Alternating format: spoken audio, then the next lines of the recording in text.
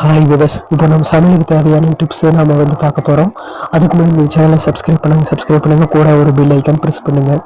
இந்த குடிந்த நீரில் ஒரு எலுமிச்சை சாறு சேர்த்து அதில் குழந்த காய்கறிகளை 1 மணி நேரம் நீங்கள் போட்டு வச்சிட்டிங்கன்னா அந்த காய்கறிகள் புதியல் போல் ஆகிவிடும். ரெண்டாவது டிப்ஸ், மீனின் மேலே உப்பு மற்றும் மஞ்சத்தூளை கலந்து தடவி வச்சிட்டிங்கன்னா, குளிர்சாதன பெட்டியில் வச்சிட்டிங்கன்னா அது ஃப்ரெஷ்ஷாகவே இருக்கும்.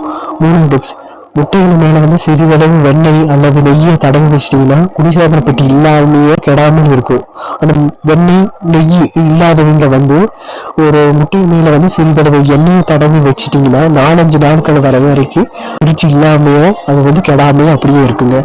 நாட்டு சர்க்கரை வாங்கி அது வெகு நாட்கள் ஆயிடுச்சு அப்படின்னா அது கெட்டியாக வரும், கொஞ்சம் அவுத்து போன மாதிரி இருக்கும். அந்த மாதிரி இருந்தது அப்படின்னா உலர்ந்த ஒரு பாட்டில் அந்த நாட்டு சர்க்கரையெல்லாம் ஒரு கொட்டிட்டு பிரெட் துண்டை அதில் போட்டு வச்சிட்டிங்கன்னா அது உலர்ந்து விழுந்து விடும். இந்த மாதிரி டிப்ஸ்க்கு